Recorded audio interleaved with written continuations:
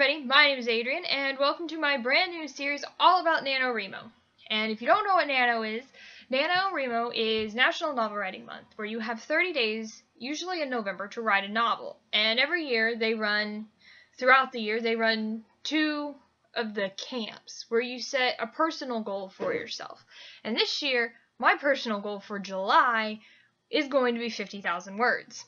Now, I know what you're probably thinking, Adrian, you've officially lost your mind. Why would you want to write 2 novels in a year? Because why not? So I figured I would take you guys along for my journey, and I have no idea what I'm going to write about. So let's get started. You start by getting as many ideas down as you can. It doesn't matter if they're good ideas, bad ideas, just as long as you put something down.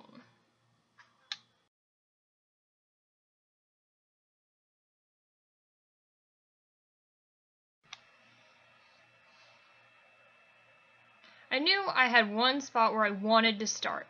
I wanted to do something with King Arthur and the Round Table Knights. I've always loved the story, and just the whole lore of it is really alluring to me. So I decided to go with that. From there, you add your own twist. It can be supernatural creatures or the Fae courts, a classical retelling with, the same lore and concepts. See, I jotted down several ideas here that seemed like they might kind of go with the idea. Anything that I thought I could take and run with. In the end, I decided to go with a Fae courts concept. Something with the fairy courts has always been appealing to me, so why not combine the two? Now you start getting the bare bones of your story. The who, the what, and the when. And apparently the how, too. The who tells you who your story is about. What is this person about? Is it a boy? Is it a girl? Who are they? Where do they come from? Your what is, for me, the things that I wanted to take from each story. So I had the round table and the sword and the stone. Things that would overlap and show you, that this is a retelling of King Arthur's Round Table. And the when. I could have chose to set this in modern times. I could have chose to set this in a dystopian future. I chose the medieval era. It's fantasy based, of course, because that's my genre. That is where I'm most comfortable. And the how, well, I don't have a whole lot of the plot worked out right now. So, what comes next? Now we start building the base of our roller coaster. And whenever I say that writing a story is kind of like building a roller coaster, I mean it. If you have missing track in your story, then everybody crashes and everybody dies. And nobody likes that. And you have to have a good foundation for your roller coaster, or you crash and everybody dies. So having a strong foundation is really the base of all of your stories and of most roller coasters, apparently. Now we start getting our basic plot ideas. On these pages, you just write down anything that comes to mind, anything that could be used in a story.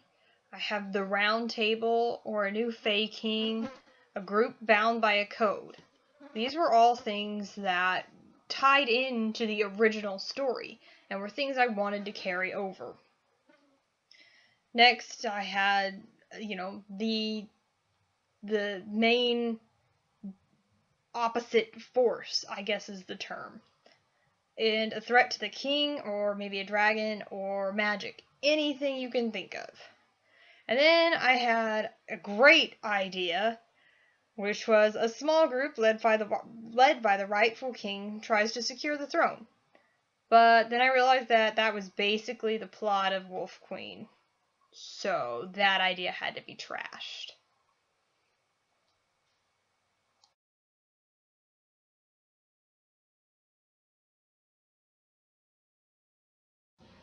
Next, I made a list of possible villain motives because I always struggle with a good villain. Every once in a while it just pops up, and it's fabulous.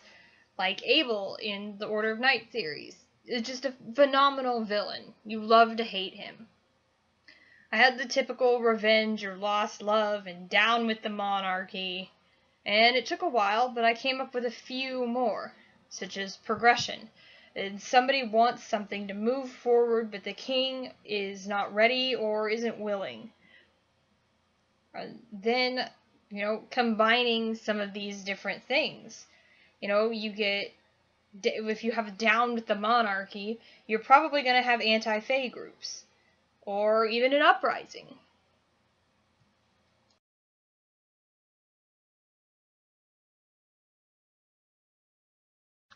Next, I made a few notes of things from the original story that I wanted to carry over into my story. And those were King Arthur, and my favorite Lancelot, Guinevere, Morgana, Merlin as per request, Owen, and King Arthur were the ones that I came up with just off the top of my head. Next, I went through and decided on some new names, because I feel like it's not a real, true retelling until you've changed some of the names of characters around. So I made a few suggestions, shortened forms, obviously, like Lance or Lottie, or Gwen for Guinevere, or simply Veer. Morgana, I changed to Morgan, and, or you can go completely weird and change the character's name completely. I've changed Owen's name to Ricin, like the poison. As usual, in the middle of naming all of these characters, I decided that I wanted to go very Celtic with all of them, because I love the sound of all of the old Celtic, Scottish, and Irish names, and I really felt like they shout Fae to me, and they speak to me that way. So, in the middle of all of this, I trashed all of these names. Sorry. And now we get to the fun part, which is plotting. We have Conic, who is our main character. That chair's still in my way. What does Conic do? Conic is probably pretty young. I think that Arthur was like 16, 17 when he pulled the sword out of the stone. Maybe even younger than that. Maybe like 14 or so. Yeah, like 12 to 14 age range. Thereabout. So Conic's probably pretty young for a Fae. But I want to keep the pulling of the sword out of the stone, because I could do that. And then he could unleash hell upon all of it, because that might be kind of interesting. So I guess we could do that. We could also not do that, because, that could also be a really bad idea. So maybe Conic pulls the sword out of the stone, unleashes magical hell upon, what did I name the land? Ailsa? Which means something pretty. It's an island in Alfsir, which is Norse mythology. You guys can't even see me when I go all the way over there. Which is in Norse mythology. It's the land of the elves. You can't see me when I'm all the way over here either. What do I name my novel? How do you name a book? Siri, what should I call my novel? Interesting question, my lady. Alright guys, I hope you've enjoyed this video. It took me about 2 hours to make, and the sun is now setting into my eyes, and that is why the lighting is now terrible and I am glowing. And there's awful glare. I'm so sorry. I will see you hopefully tomorrow, where we are going to try to decide on a name for the novel if I haven't picked one already. I'm hoping to pick one tonight, but I guess we'll see.